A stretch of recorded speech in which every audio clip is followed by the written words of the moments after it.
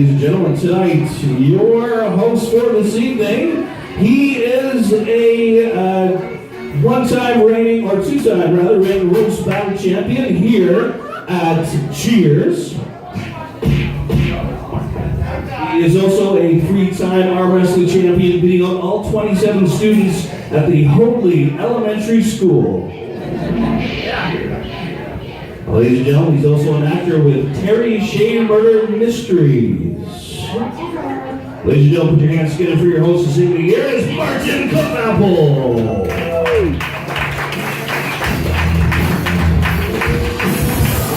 Alright. How you guys doing? Keep it going for Cliff there.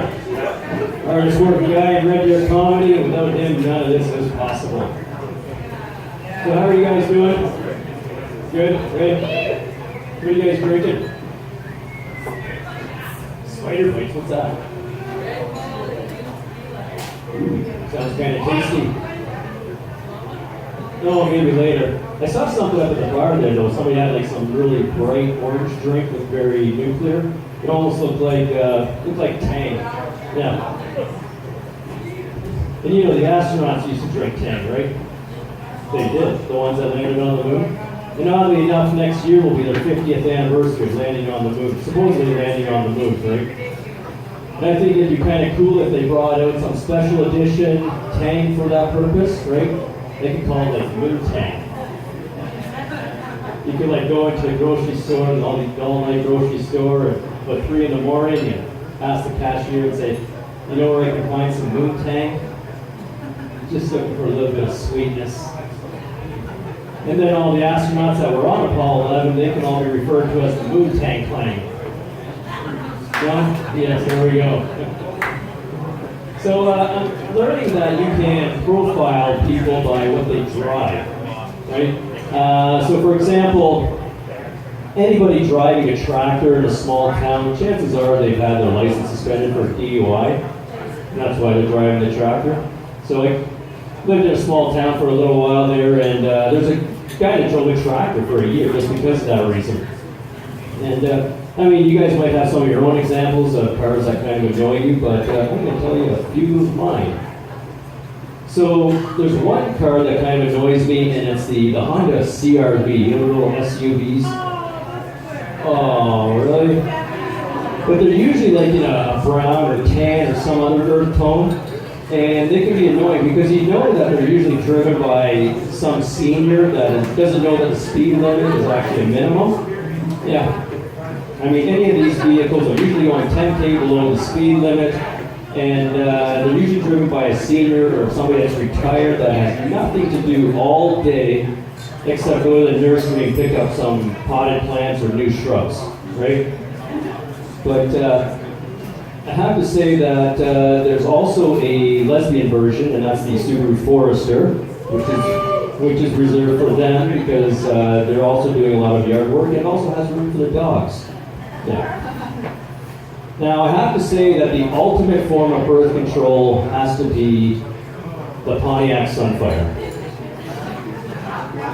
Yeah, the Pontiac Sunfire. And the Pontiac Sunfire, that was targeted at women when they first came out, when the cars first came out. They targeted at women that just finished school, started making some money, and then they wanted to show their parents that they were doing well financially, but basically at the same time saying, Mom and Dad, please don't go too far away because I might need a few bucks when this piece of shit breaks down. Yeah. And you know you've made it in life when you get a used Sunfire. Fucking money's coming in now, right?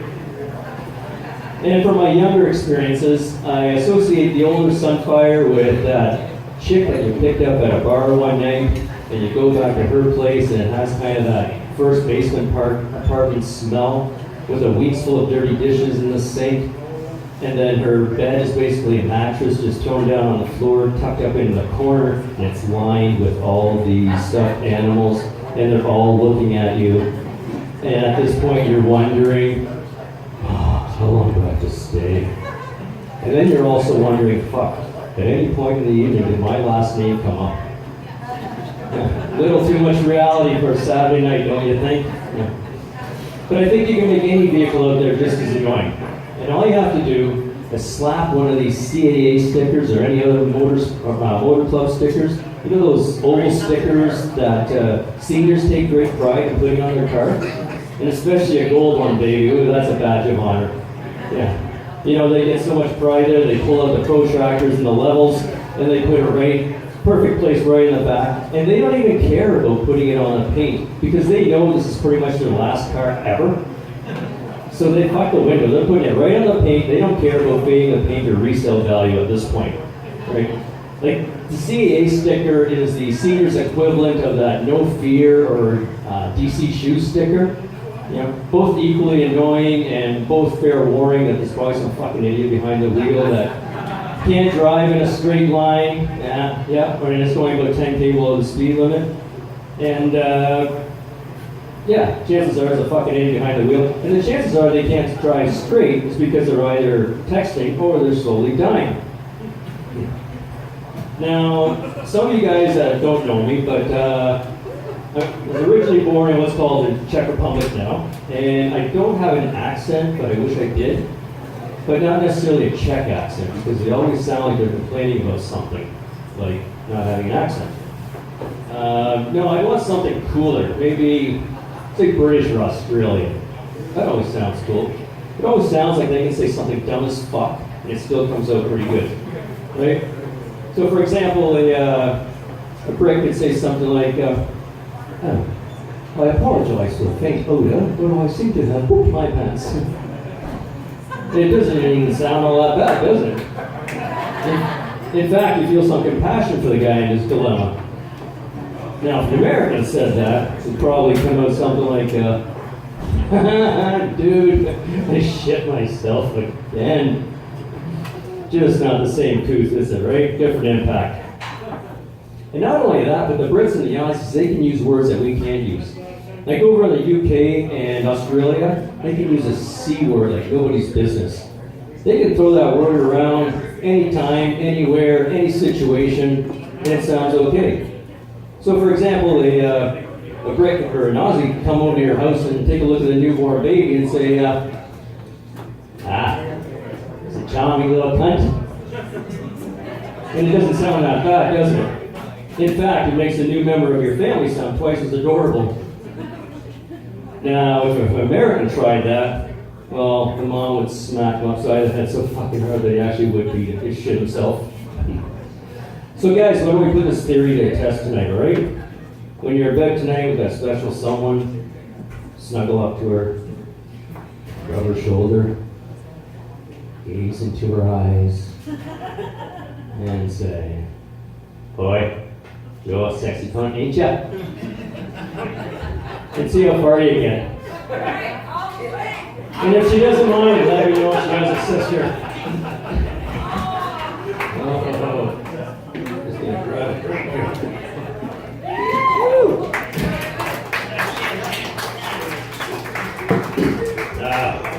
I love that mid applause. I haven't hit mid applause for a while now. But I am, thanks for the clap though, because I am celebrating an anniversary. Yeah. And you're wondering which anniversary. It is my 1-day masturbating anniversary. Oh, yeah. But it's a vicious circle because I celebrate it every day by masturbating, right? But I mean, when I was younger, it seems like when I had more time and energy, it seemed like I was celebrating my half-day anniversary, but not anymore. In my early 20s, I entered a masturbating competition, and I came in first and fifth, and 12th. Yeah. But it's funny, and it's almost puzzling. Like now, when I'm watching porn, I'm looking at different things. Like it's weird. When I get older, different things are turning me on, and it's kind of offsetting, and I don't know if it's normal. Like when I'm watching porn now, I'm looking at the background, like the setting, the landscaping. And apparently what does it for me is a nice, clean, spacious room with tall windows and nice pruned shrubs and a fucking swimming pool. Oh, and I have to say that a nice garage scene is choice. That will do it for me. You know, you got your nice cars in there, some motorbikes, nice clean floor, cabinets, all the tools hung up. But I'm waiting for that time when I run across a scene and there's a fucking sunfire in the garage. because I know I'll lose it and I'll just have to turn and find another clip. But, who am I kidding? Nobody with a Sunfire owns a fucking garage. And chances are, if they do have a garage, there's no way that Sunfire is parked in there because that garage is probably going to convert it into a bedroom by now for everybody that crashes. You know what I mean? I actually have a friend that says that all the time. You know what I mean? We're having a conversation. She's always, you know what I mean? Like, do you understand what I'm saying? I'll say, well, yeah, I understand what you're saying. But do you? Yeah, I do. No, really, do you? Yes, I do. I'm thinking, I'm not a fucking moron. We're speaking the same language. I don't know if she understands that that doubles the effort of the conversation. It's almost like she's trying to up the word count on the school paper. Like, could you imagine if I did my sets like that? No, could you? No, really, could you understand? Yeah. You know what I mean? Do you understand what I'm saying? Did you hear the question? Are you listening to what I'm saying? Then what did I just say? And see, I can do this until I suck up all my stage time, and then I can get back to that other stimulating conversation with that parent, that person that apparently thinks my name is. Listen! All right, we're gonna get things rolling here. You guys are in prime form. We got a great batch of comics here for you guys tonight. We're gonna start it off with a lady here out of Red Deer. She's gonna come up here and wow you. Give it up for Carrie Cameron.